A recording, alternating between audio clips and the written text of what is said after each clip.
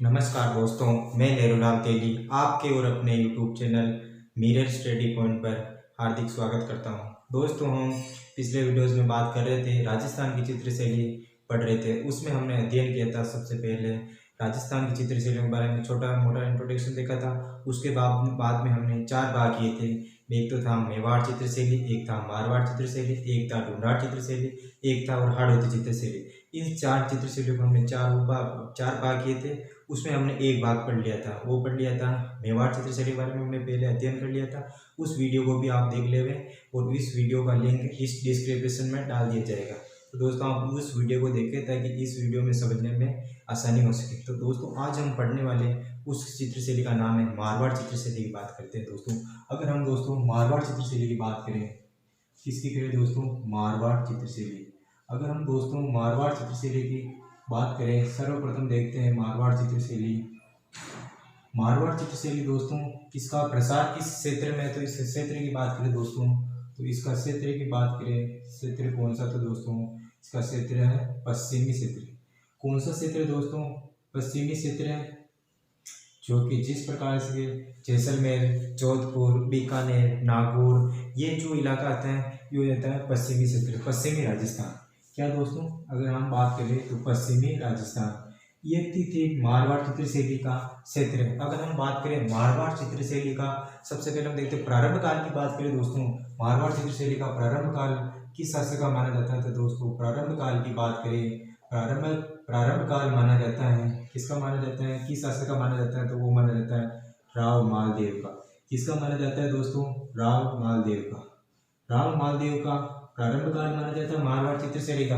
अगर दोस्तों मारवाड़ चित्रशैली का प्रथम ग्रंथ कौन सा था, प्रथम चित्रित ग्रंथ की बात करें, मारवाड़ चित्रशैली का पहला चित्रित ग्रंथ कौन सा? तो दोस्तों, मारवाड़ चित्रशैली का प्रथम ग्रंथ था वो कौन सा था? प्रथम ग्रंथ पहला चित्रित ग्रंथ कौन सा? तो दोस्तों, ये पता होना चाहिए आपको।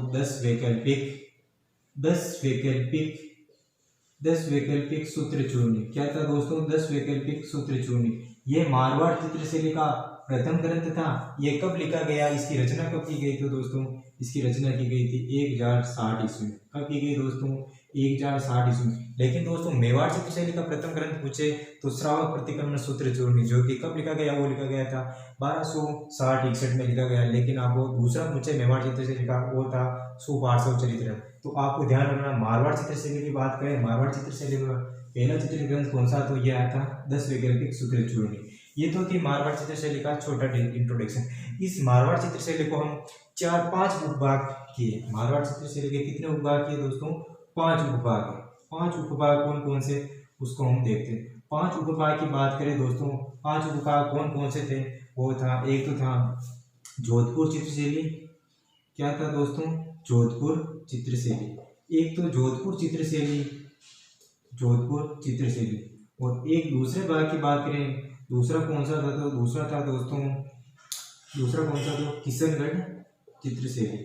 किशनगढ़ चित्रशैली दोस्तों, किशनगढ़ चित्रशैली है कहाँ पे? तो ये है अजमेर में। कहाँ है दोस्तों? अजमेर में। और तीसरे उपभाग की बात करें, तीसरा उपभाग कौन सा था? तो तीसरा उपभाग है जैसलमेर चित्रशैली। क्या है दोस्तों? जैसलमेर चित्रशैली। जैसलमेर चित्रशैली तीसरा उपभाग है। और चौथे उपभाग की बात करें, चौथा कौन सा? तो चौथा है बीकानेर चित्रशैली। क्या है दोस्तों? बीकानेर चित्रशैली। और पांचवा भाग है अंतिम, पांचवा कौन सा है? तो पांचवा है नागौर चित्रशैली। दोस्तों, ये 5 उपभाग मारवाड़ चित्रशैली के हैं। मारवाड़ चित्रशैली के 5 उपभाग है। लेकिन दोस्तों, आपको प्रश्न पूछे कि मारवाड़ चित्रशैली के कितने उपभाग है, तो आपको बताना है 5। कौन कौन से हैं?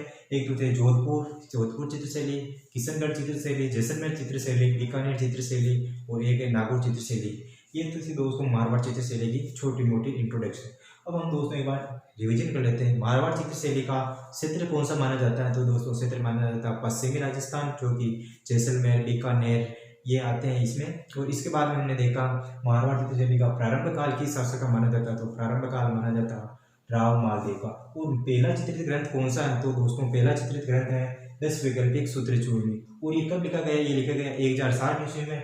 तो दोस्तों इसके बाद हमने देखा 5 उपभाग के। 5 उपभाग कौन कौन से थे? एक तो था जोधपुर चित्रशैली। जोधपुर चित्रशैली के बाद में आता है किशनगढ़ चित्रशैली। किशनगढ़ चित्रशैली के बाद में जैसलमेर चित्रशैली, बीकानेर चित्रशैली, नागौर चित्रशैली। ये तो थी दोस्तों 5 उपभाग। इसके बारे में हम 5 ही उपभागों को एक एक करके पूरा देखेंगे ताकि हमारे प्रतियोगी परीक्षा में एक भी प्रश्न नहीं छूटे। इसके बारे में हम अध्ययन करते हैं।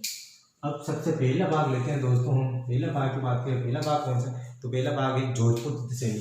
अगर दोस्तों हम पहले भाग की बात करें जोधपुर चित्रशैली, इस चित्रशैली को लेते हैं सबसे पहले जोधपुर चित्रशैली। दोस्तों जोधपुर चित्रशैली की बात करें, जोधपुर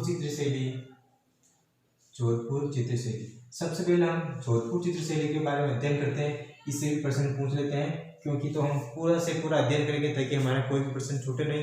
तो दोस्तों आप अपनी तैयारी सुचारू रखें, जब भी आप पढ़ें अच्छे से पढ़ें, आपके लक्ष्य की प्राप्ति हो।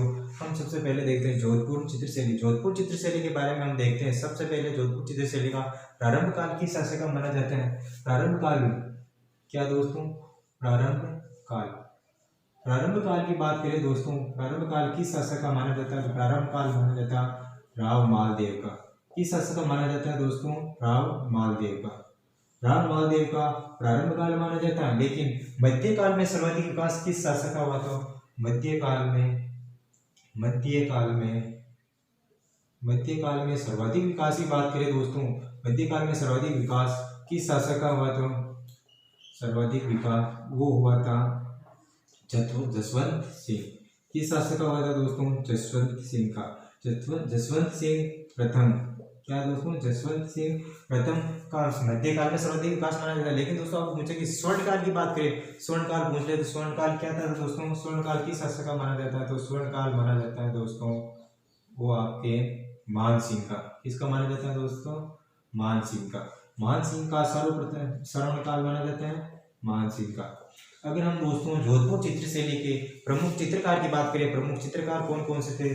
प्रमुख चित्रकार देखते हैं। प्रमुख चित्रकार की अध्ययन करें, प्रमुख चित्रकार कौन कौन जोधपुर चित्रशैली में? तो चित्रकार की हम बात करें दोस्तों, चित्रकार एक तो थे छज्जू भाटी। क्या दोस्तों? छज्जू भाटी एक तो। वो एक था नारायण दास। क्या था दोस्तों? नारायण दास। और एक था, तीसरा था शिवदास। क्या है दोस्तों? शिवदास। और चौथा एक था बीरेन सिंह। क्या था दोस्तों? बीरेन सिंह। ये तो थे दोस्तों प्रमुख चित्रकार पूछे, चित्रकार कौन कौन से थे? एक तो था छज्जू पाटी, एक था नारायण दास, एक था शिवदास, एक था बीरेन सिंह और एक था अमरदास। क्या था दोस्तों? ये था अमरदास। ये पांचों प्रमुख चित्रकार ये किस चित्रशैली के माने जाते हैं? तो ये माने जाते हैं जोधपुर चित्रशैली का। अगर हम दोस्तों जोधपुर चित्रशैली के बारे में अध्ययन करते हैं, इसका प्रमुख रंग कौन सा? तो रंग की बात करें तो रंग कौन सा? तो रंग है लाल व पीला। क्या दोस्तों? लाल व पीला। इस जोधपुर चित्रशैली का रंग लाल व पीला माना जाता है। और इसके प्रमुख पशु की बात करें, पशु कौन सा? तो दोस्तों पशु है ऊंट। और पेड़ की बात करें दोस्तों, पेड़ कौन सा? तो पेड़ है आम का। क्या है दोस्तों? प्रमुख पेड़ बात करें, प्रमुख पेड़ है आम का। और पक्षी की बात करें, अगर आपको पूछे पक्षी कौन था? तो पक्षी था दोस्तों कौवा। क्या है दोस्तों? कौवा।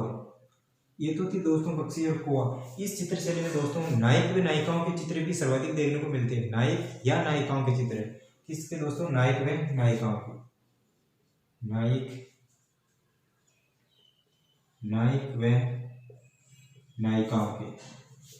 व नायिकाओं के चित्र भी सर्वाधिक देखने को मिलते हैं। वो किस चित्रशैली में मिलते हैं? वो चित्रशैली में मिलते हैं जोधपुर चित्रशैली में।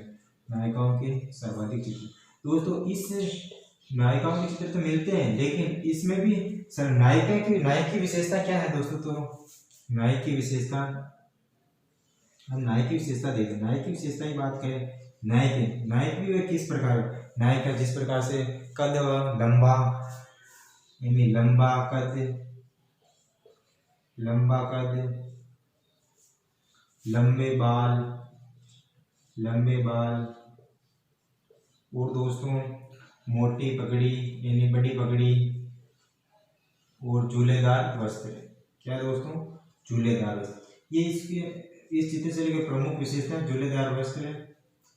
और दोस्तों नायिकाओं की बात करें, नायिकाओं में क्या, नायिकाओं की बात करें तो नायिकाओं में देखते हैं हम सबसे पहले नायिकाओं की बात करें दोस्तों, तो नायिकाओं में है छोटा तो कद। क्या दोस्तों? छोटा तो कद। अगर आपको पूछे कद कौन सा था तो कद था छोटा। और बादाम जैसी, बादाम जैसी, बादाम जैसी गोल आंखें महिलाओं की, गोल आंखें। क्या दोस्तों? बादाम जैसी गोल आंखें और लंबे केस। क्या है दोस्तों? लंबे केस। ये थी नायिकाओं की प्रमुख विशेषता दोस्तों। इस चित्रशैली में हमने देखा सर्वप्रथम प्रारंभ काल की शासक का माना जाता है राव महादेव का माना जाता है। इसके बारे में हम अध्ययन कर लिया। और दोस्तों इस चित्रशैली में और क्या दर्शाया गया, तो इस चित्रशैली में और दर्शाया गया दोस्तों अन्य अन्य करके लिख लेते हैं। अन्य की बात करें, इसमें दर्शाया गया हुक्का पीते हुए महिलाएं, हुक्का पीते हुए महिलाएं, हुक्का पीते हुए महिलाएं भी किस चित्रशैली में दर्शाई गई, तो दोस्तों ये आपको पता होना चाहिए जोधपुर चित्रशैली। लेकिन दोस्तों और इसमें भी एक और दिखाया गया जंगल में कैंप, जंगल में कैंप। क्या दोस्तों? जंगल में कैंप। और क्या दर्शाया गया? और दर्शाया गया दोस्तों जंगल में कैंप हो गया, जंगल नहीं सॉरी जंगल, जंगल में कैंप। इस बाद पक्षी उड़ाती हुई महिलाएं, पक्षी उड़ाती हुई महिलाएं, पक्षी उड़ाती हुई महिलाएं, पक्षी उड़ाती हुई महिलाएं।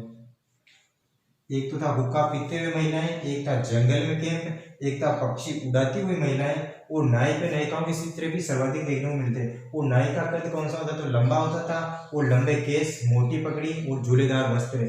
और नायिकाओं की बात करें दोस्तों तो छोटा कद, बादाम जैसी आंखें और लंबे केस। और दोस्तों इनमें प्रमुख विशेषता यह थी कि सब स्त्रियां होती थी उसके लंबे बाल होते थे और नायिकाओं के भी लंबे बाल होते थे। इस चित्रशैली में दोनों नायक व नायिकाओं के लंबे बाल होते थे।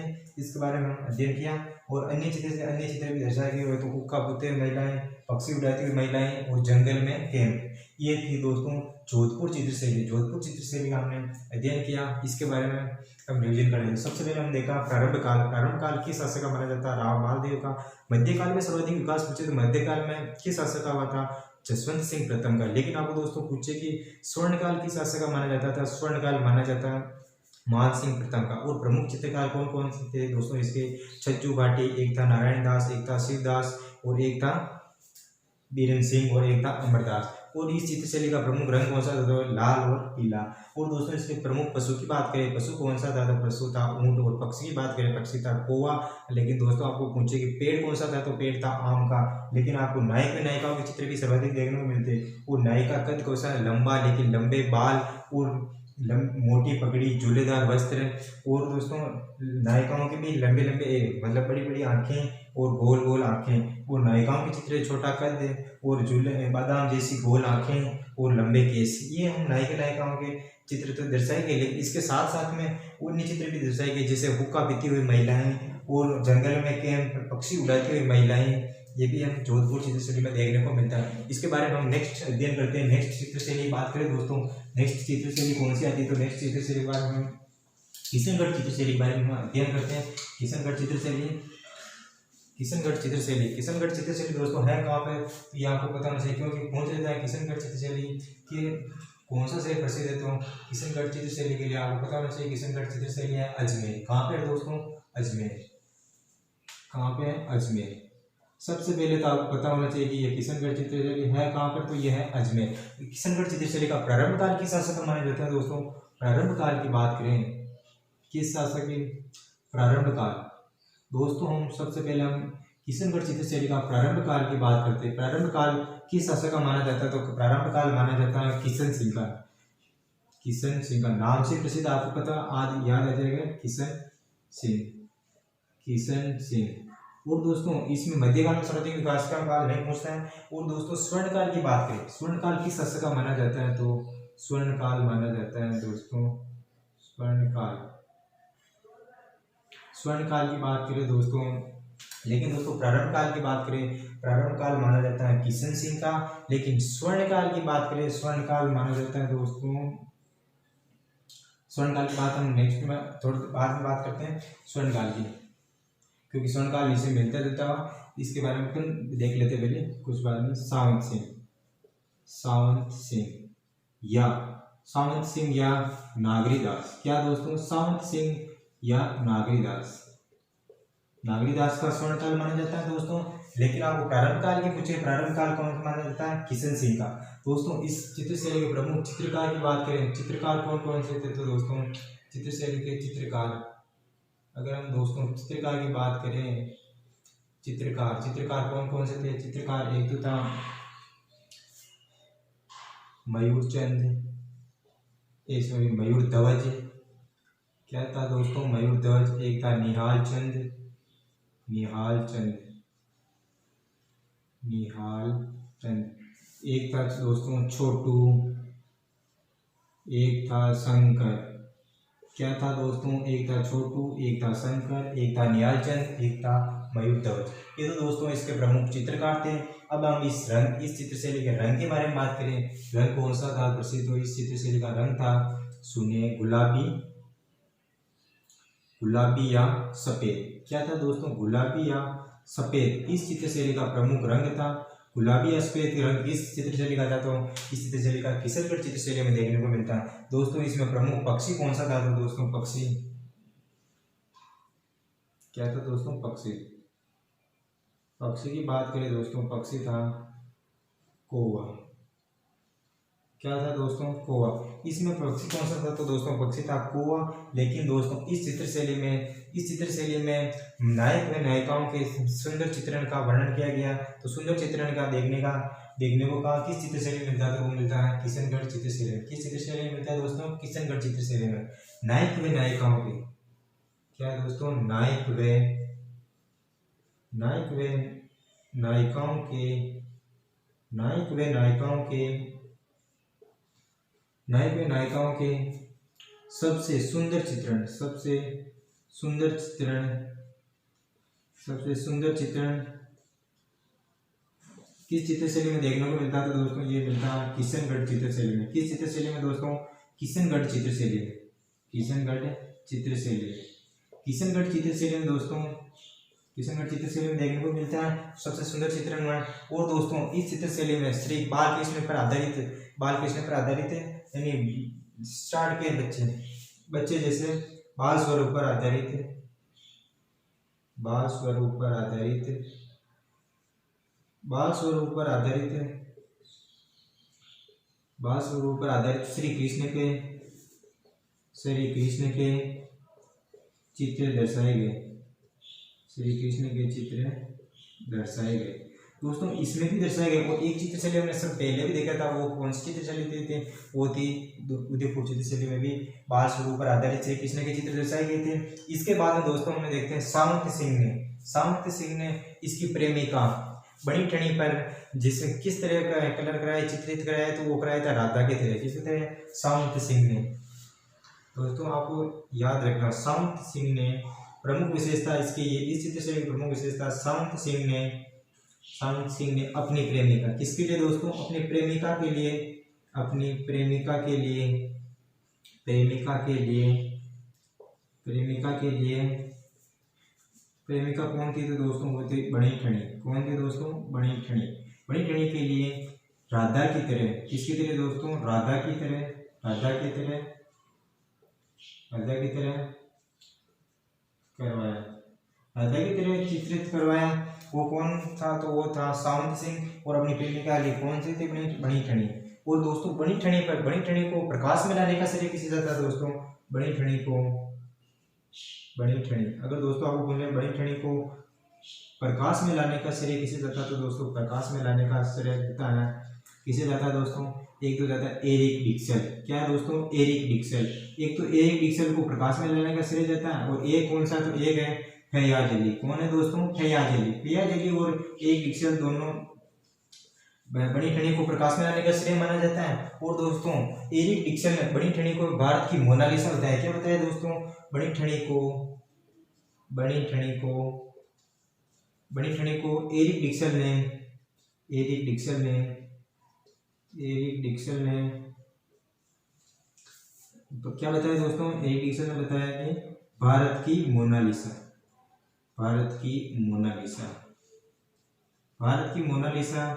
एरिक डिक्सन ने बताया भारत की मोनालिसा। किसे बताया भारत की मोनालिसा, तो बनी ठनी की पेंटिंग को बताया। किसे बताया दोस्तों, बनी ठनी की पेंटिंग को एरिक डिक्सन ने भारत की मोनालिसा का। और दोस्तों जो बनी ठनी है चित्रित किया गया, इस बनी ठनी पर राजस्थान सरकार द्वारा डाक टिकट जारी किया गया। वो डाक टिकट कब जारी किया गया दोस्तों, वो डाक टिकट जारी किया गया 1973 में। कब जारी किया दोस्तों, 1973 में डाक टिकट जारी किया गया राजस्थान सरकार द्वारा। डाक टिकट कब जारी किया गया दोस्तों, आपको पूछे तो 1973 में बताना है। क्यों कब जारी किया दोस्तों, 1973 में। और इस चित्रशैली की प्रमुख विशेषता ये भी रही कि इसमें प्रमुख स्त्रियों को बहुत महत्व मिला जाता है और स्त्रियों को विशेष आभूषण से चित्रित देखने को मिलते हैं और विशेष आभूषण पहने हुए इस चित्रशैली में देखने को मिलते हैं। इसके साथ साथ में इस नाक में भी विशेष तरह का आभूषण पहना था और उससे जिसे क्या कहते हैं, उसको कहते हैं बेसरी। क्या कहते हैं दोस्तों, बेसरी कहते हैं, बेसरी। इस चित्रशैली का जो नाक में स्त्रियों द्वारा पहना जाने वाला जो आभूषण था उसको बेसरी कहते हैं। लेकिन दोस्तों इस चित्रशैली में महिलाएं झूलेदार वस्त्र, क्या दोस्तों, बेसरी कहते हैं तो आभूषण था, लेकिन झूलेदार वस्त्र भी इस चित्रशैली में पहनती थी महिलाएं। दोस्तों ये थी किशनगढ़ चित्रशैली।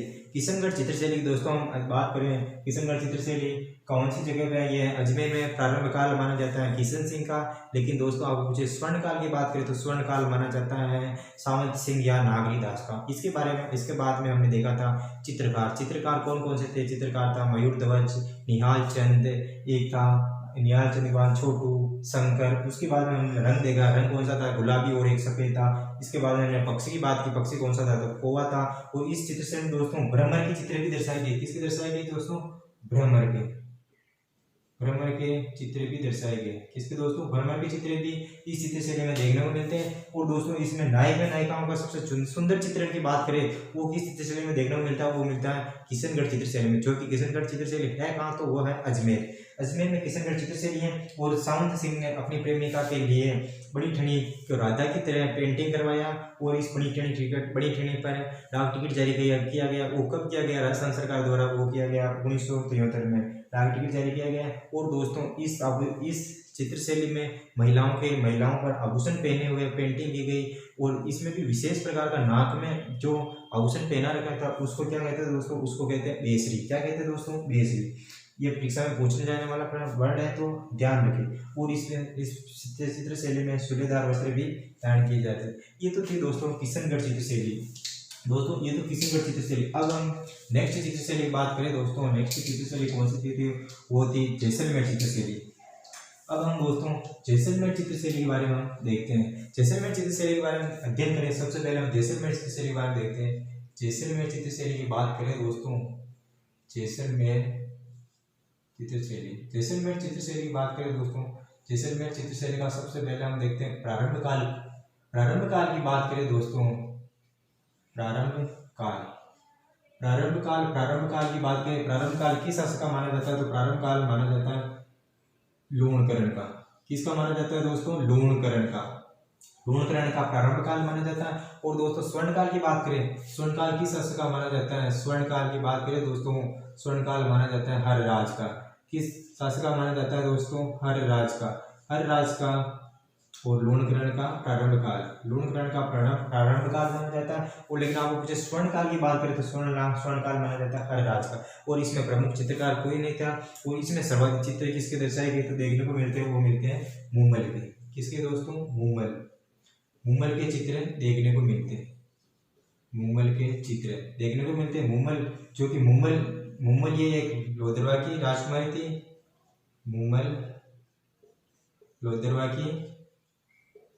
लोधरवा की राजकुमारी थी, जो कि इतिहास में सुंदरता के लिए प्रसिद्ध थी। राजकुमारी थी और सुंदरता के लिए प्रसिद्ध थी। किसके लिए दोस्तों, सुंदरता के लिए प्रसिद्ध थी। मुमल सुंदरता के लिए प्रसिद्ध थी। ये तो थी दोस्तों मुगल की सर्वाधिक चित्र दर्शाने वाली बात है। दोस्तों इस चित्र शैली को राजस्थान की सभी चित्र शैलियों को इसी चित्र शैली को शामिल नहीं किया गया। तो आपको पूछे दोस्तों राजस्थान की चित्र शैलियों में किस चित्र शैली को शामिल दूसरी चित्र शैलियों में शामिल नहीं किया गया, तो वो किया गया था जैसलमेर चित्र शैली को। किसको क्या शामिल किया गया दोस्तों? जैसलमेर चित्र शैली को। इसको हम नोट में लिख लेते हैं, इंपॉर्टेंट चीज है। राजस्थान की एकमात्र चित्र शैली। दोस्तों अगर आपको पूछे कि राजस्थान की एकमात्र चित्र शैली जिसे दूसरी चित्र शैलियों में शामिल नहीं किया गया, तो वो कौन सी है? तो वो है जैसलमेर। दूसरी चित्र शैलियों में शामिल नहीं किया गया। दूसरी चित्र शैलियों में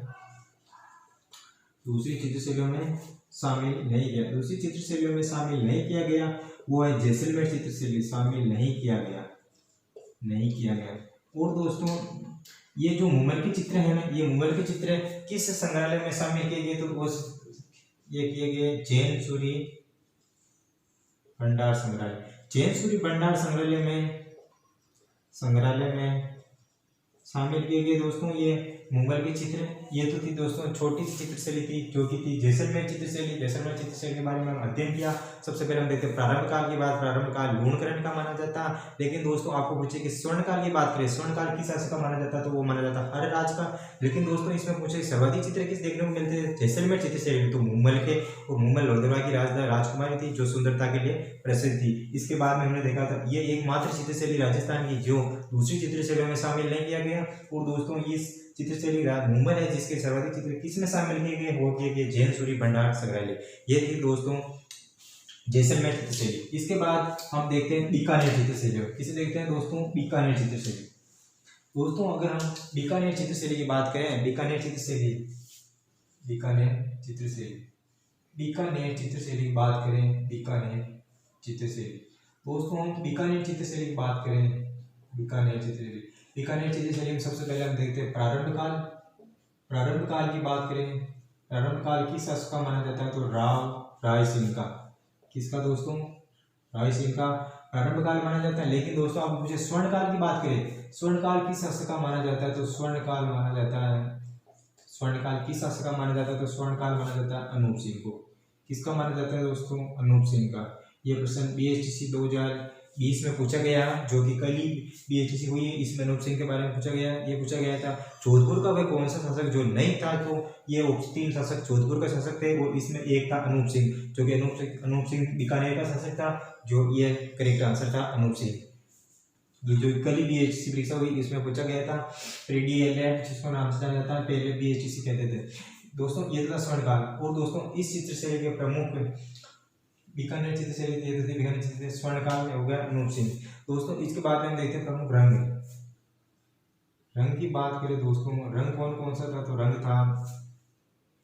रंग की बात करें दोस्तों तो रंग था हरा। कौन सा था दोस्तों? रंग था हरा। लेकिन दोस्तों हम पूछे पक्षी की बात करें, पक्षी था कौवा। क्या था दोस्तों? पक्षी था कौवा। और आपको पूछे कि और वृक्ष कौन सा था? तो वृक्ष भी इसमें दोनों में एक ही था। जोधपुर चित्र शैली और बीकानेर चित्र शैली में भी एक ही देखने को मिलते हैं। वृक्ष कौन सा था? तो दोस्तों वृक्ष था आम। क्या था दोस्तों? आम था, वृक्ष देखने को मिलता है। इसके बाद में हम प्रमुख चित्रकार की बात करें, इस चित्र शैली में चित्रकार कौन से थे? तो चित्रकार की बात करें, चित्रकार थे एक तो था इसामुद्दीन और एक था रामलाल, एक था अली राजा। क्या था दोस्तों? अली राजा और एक था हसन। ये तो दोस्तों प्रमुख चित्रकार थे बीकानेर चित्र शैली के।